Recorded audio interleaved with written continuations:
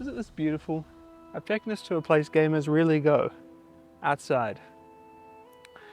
And we're here to talk about Anno. Alrighty, it is time for a new Anno game. A rare example of a AAA publisher continuing a legacy strategy series and somehow keeping it good. Anno has been going strong for over 25 years now, starting with Anno 1602 back in 1998. The last entry before, well, this new one was Anno 1800.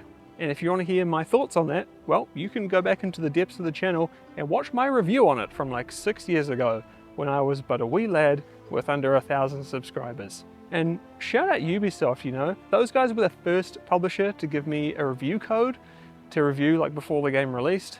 And they're still out here being absolute legends, offering to sponsor this video for me to take a look at the newest game in the series, Anno 117 Pax Romana.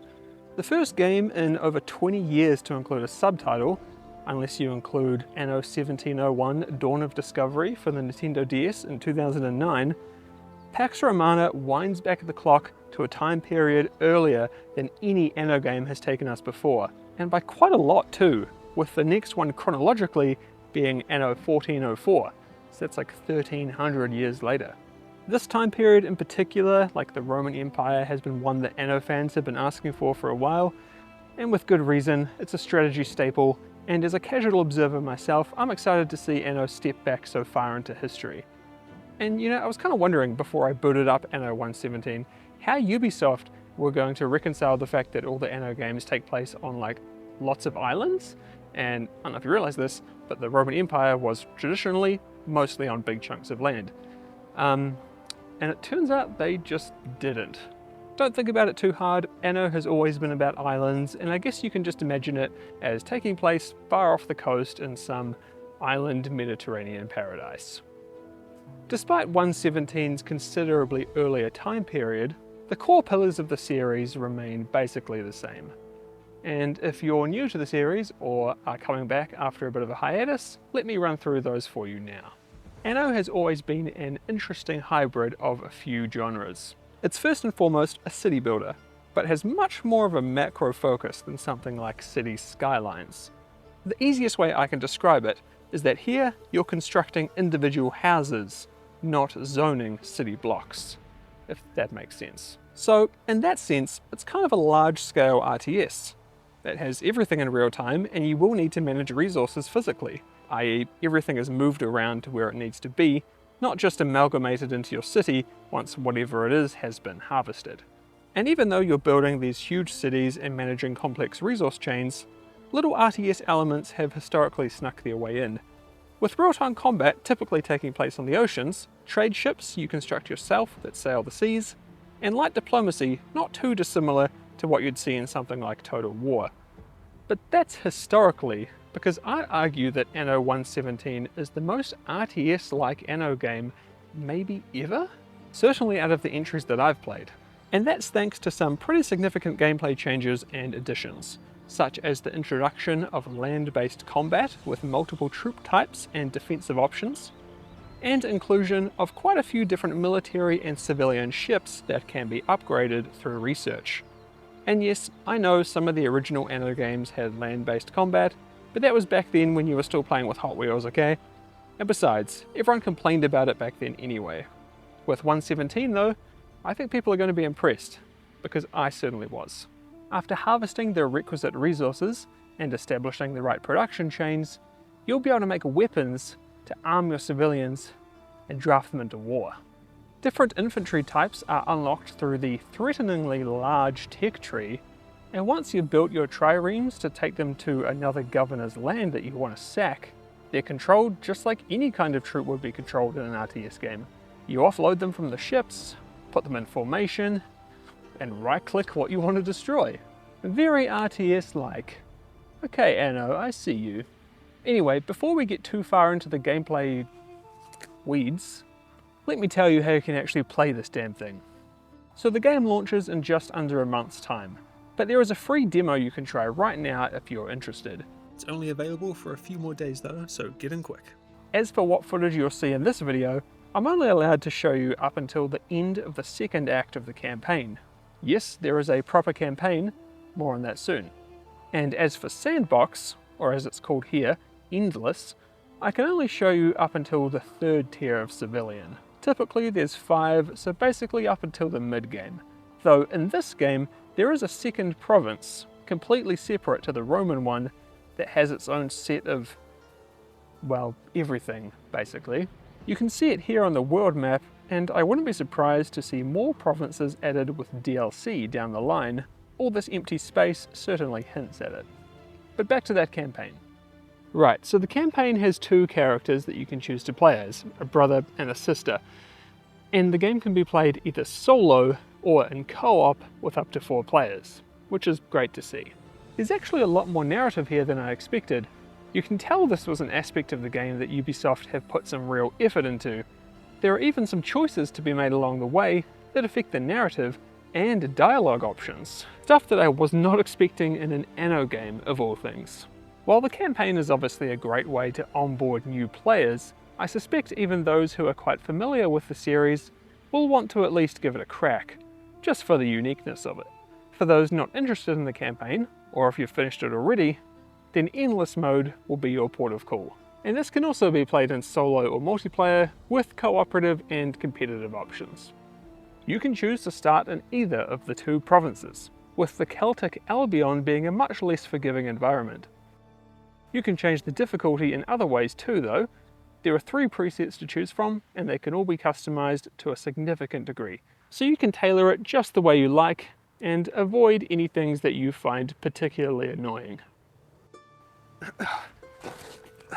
Anno 1.17 has a lot going on, and I'm still nowhere near to uncovering all of its secrets, as I've only played about a dozen hours or so. So what I thought I would do is choose a few areas of the game that I think were really great, and explain them to you to try and give you an idea of why I've enjoyed the game so much. Now, the first is a bit of a boring one, but hey, it means a lot to me, and that's the technical and performance side of things, plus the options menu, because it's damn nice. For the former, the lists are long and detailed, giving you many options to manipulate the visuals to get the best performance on your PC. There's a great benchmark tool that runs through tons of different scenarios to give you a great idea on how everything's going to run, which will probably be quite well, as it seems very well optimized. Anno games have always been somewhat system heavy thanks to the complexity of late game cities and such, and while I haven't built anything to immense scales just yet, I have gotten up to a tier 6 city, which is up there, and the game has still continued to run really well. Running at 4K high settings, DLSS set to quality, on a Ryzen 3900X and RTX 5070. There's a really good PC spec info page you can pause on now to see how your system stacks up too. The next thing I've really enjoyed about Anno 1.17 is how the game tutorializes everything and onboards you as a new player.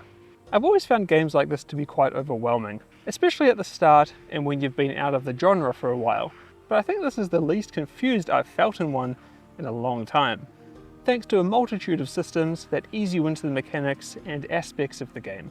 And these are available in both the campaign and Endless, so you won't miss out if you just want to jump straight into Sandbox.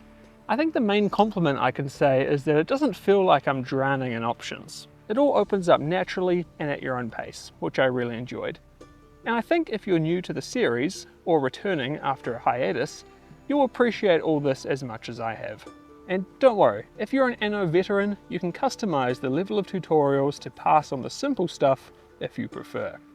The onboarding kind of leads me into my third point here, and that's the UI and general just quality of life of everything. Like when you hover over a building chain and you can see the ones that you've already built, or how you right click anywhere to bring up a quick wheel that's filled with your most used tools or buildings and is fully customizable, that makes working on your city quick and easy. I think overall this is the simplest and most effective building I've experienced in an Anno game before. You can place buildings diagonally now, which adds some variety and visual flair. Buildings intelligently rotate without any extra input. Laying roads is quick and easy, and I'd say like 90% of the time, it just knows where you want to place it by tracing your mouse. They're little things, but they make the entire experience far less abrasive, and because you're doing them so often, they kind of have a cumulative effect, where it makes for quite a significant difference after you've played for hours and hours and hours. I have really enjoyed my time with Anno 117 so far, and I'm very glad to be sinking some hours into another game in the series again. It's been a while since I played 1800, and I was getting that itch again. You know, the one that can only be addressed by building massive cities and addressing civic issues across the motu.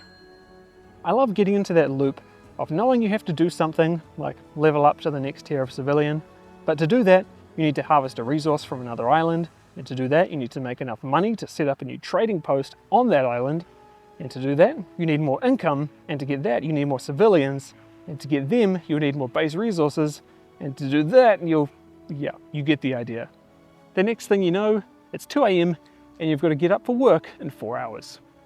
Good times. Once this video is done and out, I'm going to go right back and play some more. And not just because I have another video on Anno 117 coming out on the game's release as part of my partnership with Ubisoft. I'm thinking of doing some kind of big comparison for that video, like looking at the series throughout the decades. So let me know in the comments if there's anything in particular that you would like to see. And if you want to try Anno 117, then there is a free demo that you can play right now. And the full game releases in under a month's time on November 13th. Big thanks to Ubisoft for sponsoring this video, and thank you for watching it. If you'd like to support me and what I do here, then you can do so via YouTube memberships or Patreon for as little as $1 a month. You'll join legends like Dakayo, Greyspirit4, George, Pavel, Bram, Christian, Dan 4, Orion, Disrufkin, and Candy Bunny Bun, and my paladins, Johnny, Marika, Tank, Empyrean, Sparrow, and Sean. Cheers for the upgrade, mate. Sorry I missed you last time. Stupid to go past? Unless you want to be in a Zaid video, you probably don't. It's kind of embarrassing being in a Zaid video, we know they're bad. So thank you again so much for watching, and I'll see you all in the next one. Cheers. Hey, I'm here. I just missed some guy doing a frickin' sick-ass burnout. You see all the smoke? Wish I was filming that. Now I'm just sitting here like a dork.